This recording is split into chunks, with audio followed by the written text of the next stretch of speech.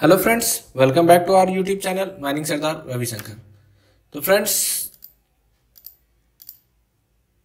Friends अभी Maharashtra power limited की तरफ से एक वैकेंसी आया है, उसके बारे में हम लोग बात करेंगे। सबसे पहले देखेंगे कि ये वैकेंसी ओरिजिनल है कि नहीं। तो इसके लिए आपको जो है इसके वेबसाइट पे आ जाना है, Maharashtra state power generation corporation limited. यहाँ पे आपको कैरियर सेक्शन पे जाना है और यहाँ पे एडवर्टीजमेंट पे आना है।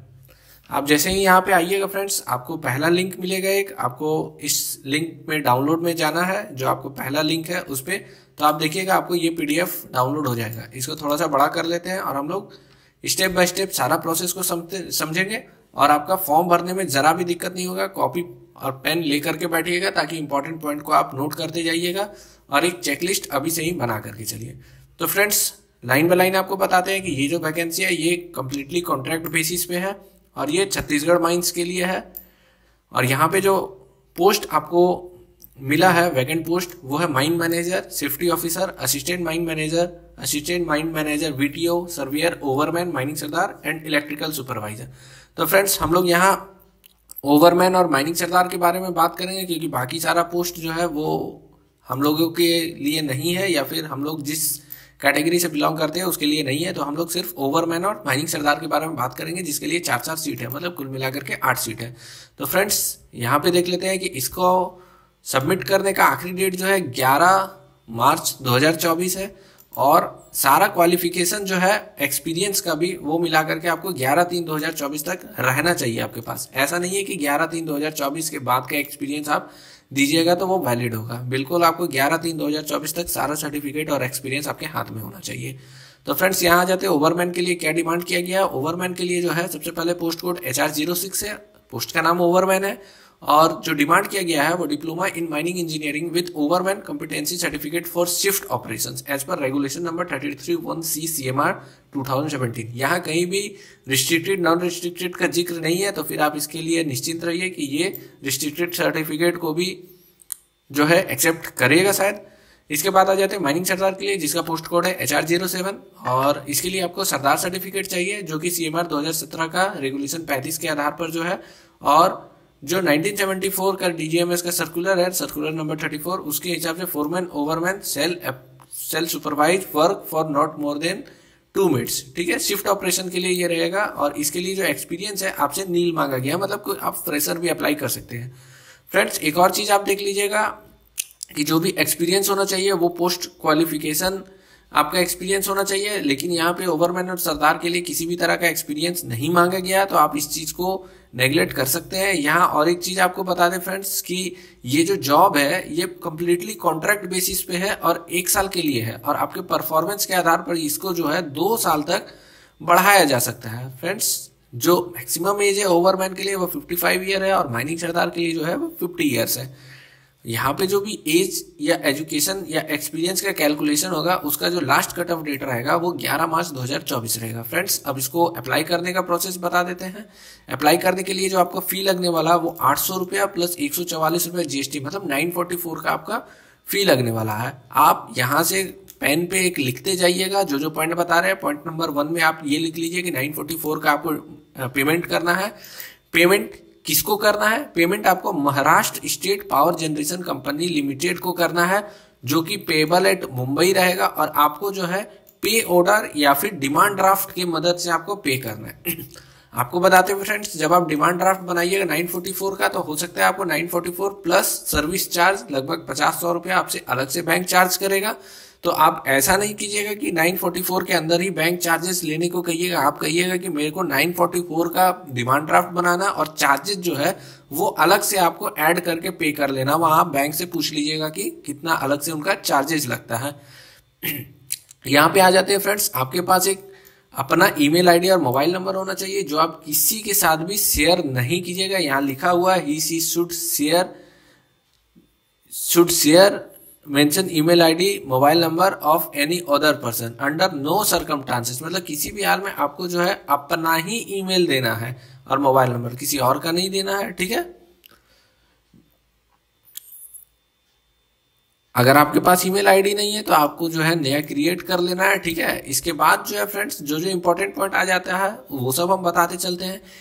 आप पॉइंट नंबर 2 में लिख लीजिएगा एनेक्सर ए के आधार पर आपका एक्सपीरियंस होना चाहिए, लेकिन यहाँ पे आपसे एक्सपीरियंस नहीं मांगा गया है तो आप इसको नहीं भी लेके चलिएगा तो चलेगा।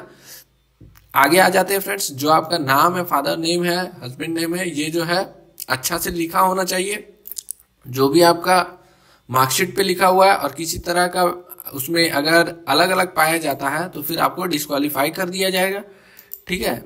इसके बाद जो फ्रेंड्स आपको जिस एड्रेस पे भेजना है वो एड्रेस ये है, इसको अच्छा से आप पॉइंट में नोट कर लीजिएगा। आप इसको जो है आप देख लीजिएगा, यहाँ आपको यहाँ ये फर्स्ट लाइन में ये लिखना है, सेकेंड लाइन में यहाँ से लेकर के यहाँ तक आपको लिखना है, थर्ड लाइन में आपको यहाँ से लेकर के यहाँ तक लिखना है, और फोर्थ लाइन में मुंबई और पिन कोड लिखना है, ठीक है। तो आप एड्रेस जो है अच्छे से फॉर्मेट पे लिख करके भेजिएगा, ठीक है।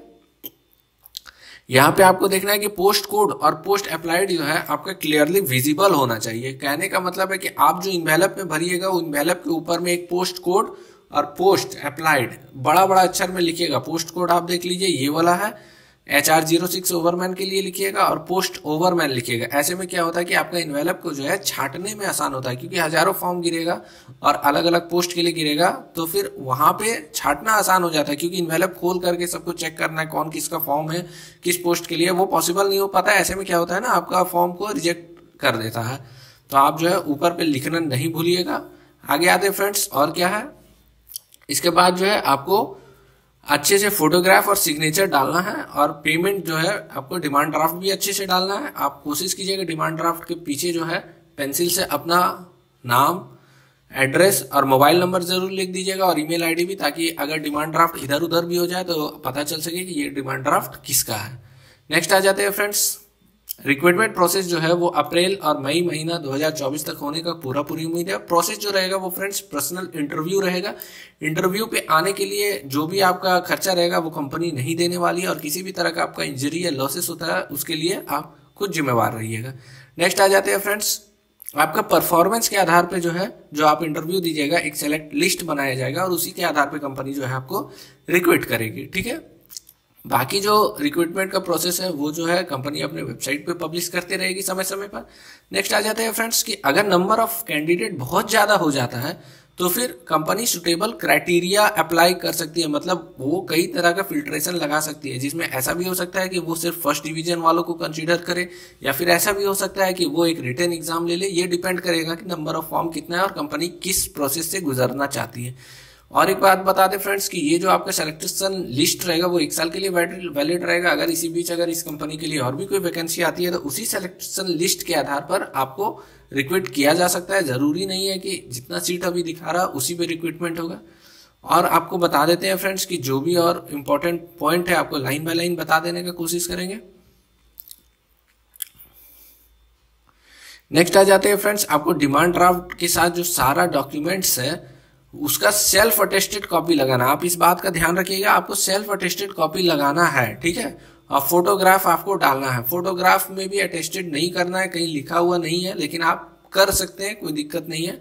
और आपको जो है क्लियरली इस एड्रेस पे 11/3/2024 तक पहुंचा देना है। आप इस बात को ध्यान रखिए, 11/3/2024 लास्ट डेट है वहां पहुंचने का। तो आपके पास कुल मिलाकर के 11-12 दिन ही है। आप आज कल में ही इसको कर लीजिए, क्योंकि मुंबई तक लेटर पहुंचने में भी 7-8 दिन का समय लग जाता है।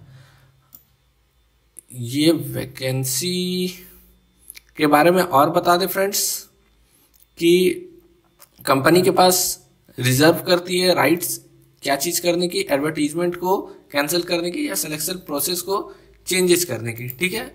यहाँ पे और बता दें फ्रेंड्स, यहाँ पे एक और बात बता दें फ्रेंड्स कि जो भी एक्सपीरियंस आपको एनेक्सर ए जो आपको दिया हुआ था वो डीजीएमएस का एक्सपीरियंस सर्टिफिकेट का ही फॉर्मेट है, बट आपको नहीं मांगा गया ओवरमैन सरदार के लिए, तो कोई ज़रूरी नहीं है।